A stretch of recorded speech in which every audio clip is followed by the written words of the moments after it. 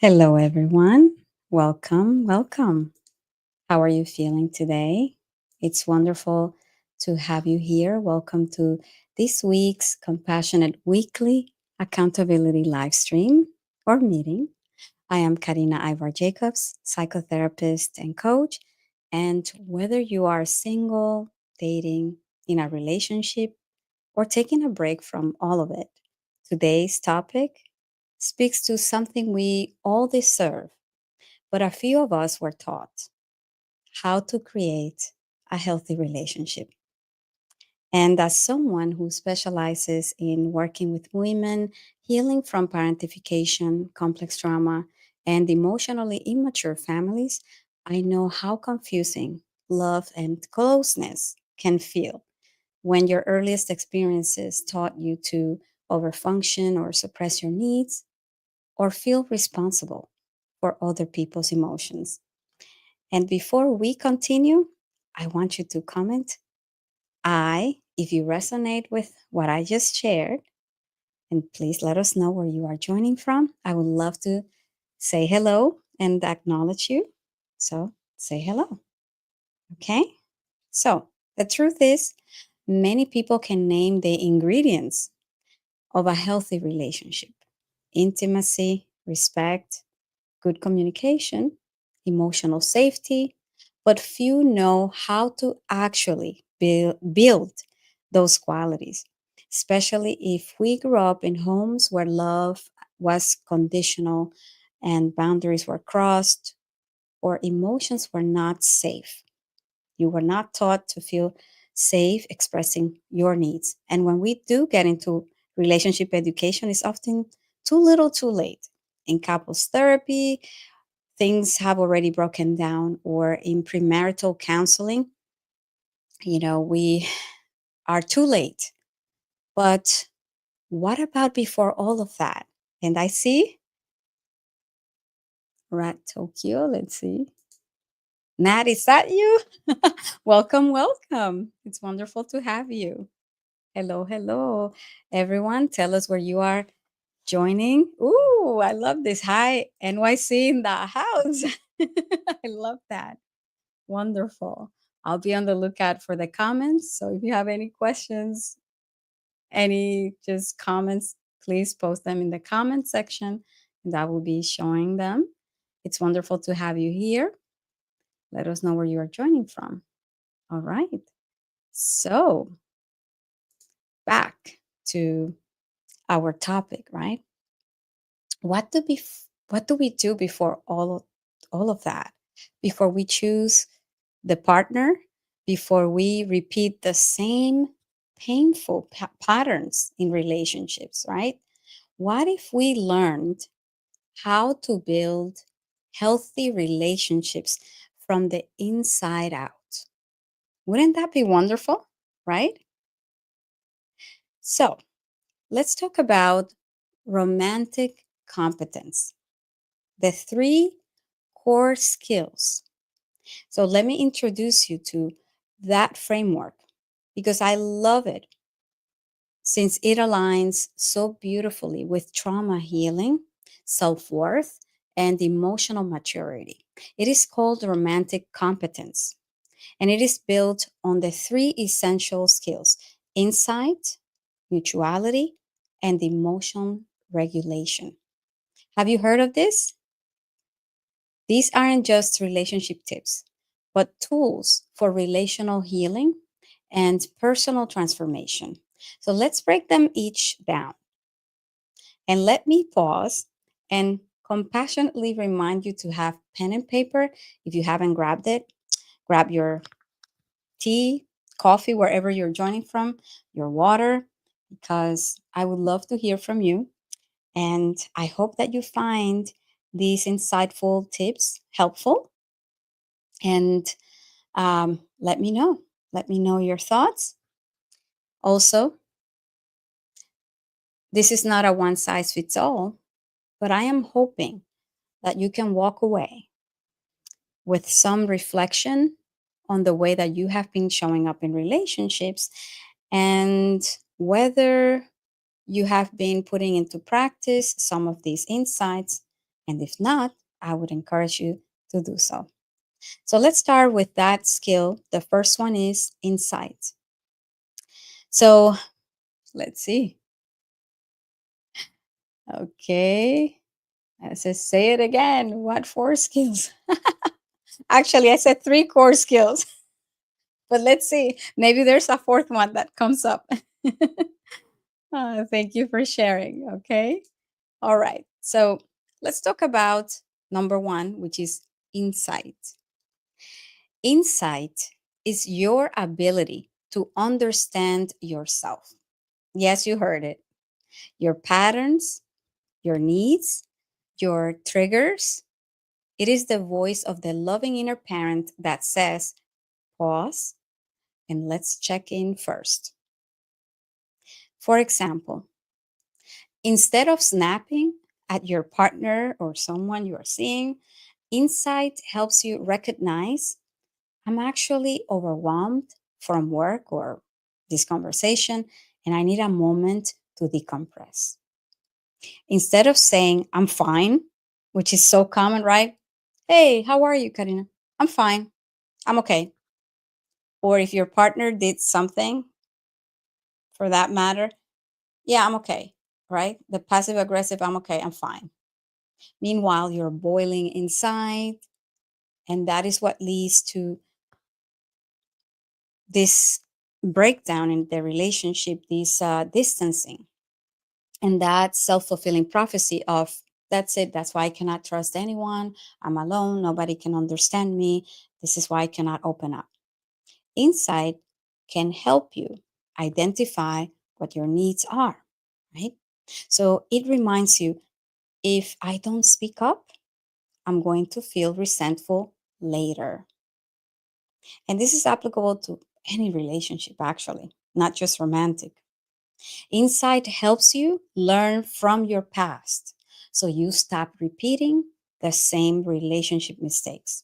It says, I know I tend to dive in too fast, but this time I'm going to go slow and take my time.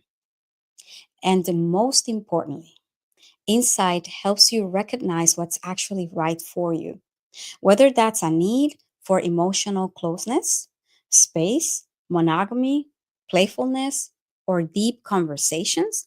You are allowed to know yourself and honor it. Does that make sense? I would love to hear from you. Okay. And if you're joining now, welcome. Tell us where you're joining from, and I'll be on the lookout and whether this is resonating. Because when we go hopping onto different relationships, right? Onto different relationships. I was like, let me see. Hopefully, I'll find somebody that we click, right? But you may click with someone, you may have better chemistry with someone, but you may end up doing the same patterns because you haven't taken the time to reflect on insight. What are my patterns? What triggers me? What is something that is a trauma wound that I resort to? For instance, like I may flight the moment that I feel that my partner is doing something triggering. Immediately, I'm fantasizing about the exit plan because I have one foot in, one foot out. And guess what? It is important to be proactive, but not reactive. It is important to have 2 feet in so that you do not feel guilty later on. Like, did I do my best? Or maybe I showed up too defensive, etc. You get the point. Insight can help you know yourself first and foremost for your own well being, and then so that you can better communicate and have better emotional fluidity with your partner or whoever you are in relationship with. All right.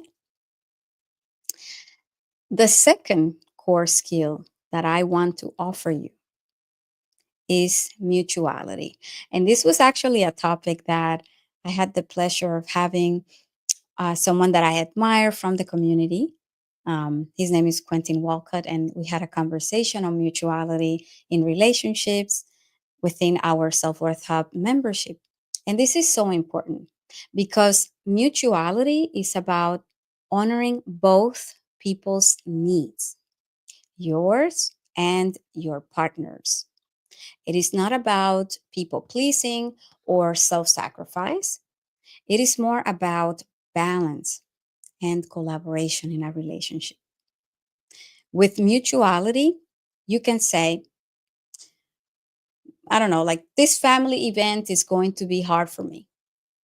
And I would really love your support by being there. Or I know your morning workouts ground you and they help you, and I'll support that, even if I miss cuddling in the mornings. And when it comes to big life decisions, like taking a new job, moving, or starting a family, mutuality lets you say, here's what I need, here's what you need, and how do we make this work for both of us, basically. It is compromise, but rather than compromise, because that implies that you are giving something up, though compromise is very healthy and helpful, mutuality is built on collaboration. We are doing teamwork because this is what it requires. Mutuality is where a lot of people who were parentified or emotionally neglected struggle. For instance, you were taught to prioritize others, to anticipate needs, and to never rock the boat. So, mutuality teaches you something radical, that your needs matter too. You don't need to self sacrifice. And this is something that I've witnessed with many of my clients, with many of our Self Worth Hub members that are amazing, badass women, okay? Hyper independent, but fall into codependency in intimate relationships. Because deep down, there is a voice that tells you, I need to be perfect. I need to show you that I'm the perfect partner. I need to show you that I'm the perfect person. Please pick me. Even though you may not realize it, your people pleasing, the enabling of your partner is communicating that. Or I don't want to get hurt, so let me just flee. And this is where building mutuality can be a challenge for parentified people and those who were emotionally neglected. Why? Because you're so used to doing everything by yourself. And even though you crave to be held, to be seen, you may struggle with trust, actually, a lot. Trusting others, that that is one of the main challenges that I witness my clients and members have. And that is why understanding and learning to let go while honoring healthy boundaries is so crucial. All right. Now, comment I if that resonates with you. If not, that's okay. Let's move on to the third core skill, which is emotion regulation. And of course, I forgot to silence my phone. Let's do that now. So there you go. Riri. Hello, Riri. Welcome. Riri said, Okay, I am glad that this resonates with you. Let us know where you're joining from as well. Now, on to emotion regulation. Now I can officially silence my phone. Pardon me. Emotion regulation is the ability to calm your nervous system enough to think clearly, to communicate kindly, and act in alignment with your values, even when triggered. So when your partner doesn't text you right back and your anxiety spikes, emotion regulation lets you breathe and center yourself and say, this feels big, but I can tolerate it. Not because you're going to self sacrifice and tolerate bad behavior, but because you're not going to give away your power. You have response ability, the ability to respond in alignment with your values. You're not going to react in the same manner that others will react because you know who you are. And even though it may be extremely triggering, you may get very upset, think about how you want to show up, how you want to be remembered. Emotion regulation lets you see the bigger picture, not because of the other person, but who you are and how you want to show up. And let's see, I see some comments. Riri says, hello from New York City. Wonderful. Hello and welcome. It's wonderful to have you. Okay. So, back to emotion regulation. This is the skill that helps you not send the angry text or to spiral into self doubt, because it also allows you to grieve with dignity after a breakup instead of begging to stay in something that no longer serves you or that is right for you. Emotion regulation is not about repressing feelings, it is about staying with your emotions without being ruled by them. Does that make sense? Your emotions are in motion. I always like that fish analogy, right? Imagine your emotions going, just swimming by like a fish. They are in motion. But if we are ruled by them, we're in big trouble. Because I can tell you, sometimes I get triggered by some content online. I get very upset. I've even cried watching some injustices online. But if I let that rule my entire day, I'm in big trouble. So remember that you have what I like to call the IRS. And my members know this. Not the taxes guys, but your internal resources system that you can tap into. And you can say, wow, this is hard. Let me cry it out. Let me identify what I feel. And then let me remember who I am. And let me act in alignment with those values. So I'm hoping that that is making sense to you all. Now, let's put it all together. And let me know if you have any questions, by the way, in the comments, right? So let me give you a quick real life example of these skills in action. Okay? Imagine it is your birthday and your partner asks you what you want. And you say, nothing, don't worry about it. Typical. Hoping that they will read your mind, right? So they take you literally and you get nothing. And now you're angry and hurt. Insight, number one, would help you recognize I did want something, right? I didn't say it because I was afraid of seeming needy, right? Or vain. And then mutuality would empower you to say, you know what, we're saving for a trip, but that necklace we saw wasn't too much. I would really love it, for example, right? To keep it simple. And then emotion regulation would help you manage the guilt, anxiety, or shame that may arise when you ask for something that you want. Does that make sense? Let me know in the comments. So, this is how we shift from confusion to clarity, from silence to healthy communication, and from being reactive to conscious relating, because we are communicating our needs. So I am taking a moment to take any questions before we start closing our live stream, because it is so easy, right? Does that resonate where you have been asked for something that you want. I'm looking at the comments just in case you have any questions or this resonates, where you have been asked, oh, what would you like for your birthday? I can tell you that I can relate to that. And I'm like, oh, no, it's okay. In the past, before embarking on this healing journey.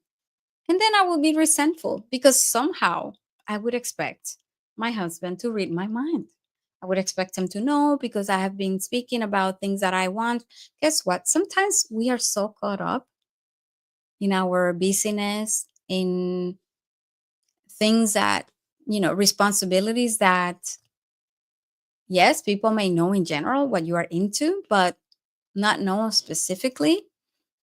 And sometimes it's important to manage our expectations and also communicate what we want. So now, with pleasure, I say, hey, you know that camera that we saw? Let's see if that's feasible. And if not, like, I don't care. I'm like, oh, or let's go out to to go see a movie. Let's go to the restaurant. I really don't care if I mean it. Or let's go to a spa. But I make it a point to communicate my needs because I have learned that people cannot read your mind. And more than anything, I would appreciate more thoughtfulness around him writing me a letter, a note, or doing something thoughtful eventually than just a gift. But that's me, right? It is so important to communicate our needs and not expect people to simply get it, especially when you have been parentified or your needs were not met. Remember that you have this special ability to read the room, to identify people's needs. We cannot expect other people to function like us. We have a very hyperactive amygdala, okay? That part of the brain that signals danger, but it's very hyperactive. And in a way, it can also help us be so in tune with people's emotions that we can identify someone is in need, someone looks sad, and we are there like mini therapists, right? I'm a therapist, evidently, but like immediately you may identify people's needs. But guess what? Not everyone is like that. And that's okay. I see a comment. Okay. Did you say that the skill of emotion regulation helps you go from confusion to clarity? Yes, I did. Yes, I did. And the reason being is that when we regulate emotionally, instead of one being confused about why do I feel this way? Why am I overreacting potentially? Perhaps you may not be overreacting. Perhaps you are going through a trauma trigger or past hurt that is manifesting in your current relationship with others or this person that you are dating now. And that makes it very common to overreact. And even yourself, like, you do not know, why am I reacting this way? Wow, why did that comment make me feel so down or so hurt? And often you may be reacting to a trauma response from the past, a prior relationship dynamic.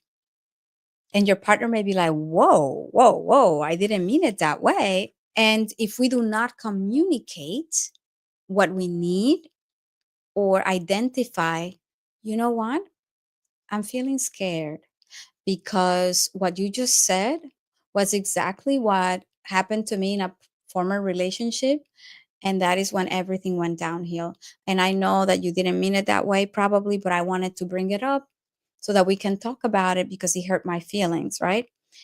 Emotion regulation helps you be more clear about what you are feeling. It helps you build emotional fluidity and it helps you communicate it because you're not just reacting out of anger. You're taking a pause, you are regulating your nervous system, and then communicating that to your partner. Does that make sense? Let me know. I would love to hear from you before we close the session. All right. Okay, anyone else has a question before we go? I would love to hear from you. Okay, now as we close the session, my hope is that you leave today not just with more insight around these three core skills in our relationship, but with more compassion for yourself and even your partner. Because if no one ever taught you how to have healthy relationships, if you were raised to ignore your needs or fear your emotions, then of course it's been hard. It will be hard. And of course, it's felt confusing. But now you have a roadmap, insight, mutuality, and emotion regulation. And I think it's so important to emphasize these three core skills. I didn't want to overwhelm you all. I appreciate you being here on a Sunday night, at least Eastern time, out of your day to be here. Remember, insight, know who you are, what you want, what your values are. Number two, build mutuality. Communicate it. Even if it feels scary, communicate it with your partner, what you are feeling, because that also inspires more respect towards you. That is the hallmark of an emotionally mature person. And then emotional regulation, because you're not just reacting, right? These are not just relationship tools, they are healing tools. And they help you build the kind of relationships that you never had growing up. So, starting with the one you have with yourself, this is the foundation. And if this resonated and you are ready to go deeper, I invite you to join us inside the Self Worth Hub, our membership, a community where we learn how to heal from the inside out and build relationships rooted in self trust, safety, and worth. So check it out before the doors close after May. And I hope to see you next Sunday. For my lovely Self Worth Hub members, do not forget to track your attendance in the app for a chance to win the monthly gift card. And if you haven't and you're new here, please subscribe so you do not miss our weekly videos and daily insights. Please take care of yourself and remember always your resilience. So, good night, everyone. Thank you for being here, and I will see you next Sunday. Oh, well, thank you. I know. Thank you, and thank you for being here. Good night, everyone. Take care. Thank you. Thank you, Riri. I hope that I'm pronouncing it well. Riri? Good night. Thank you.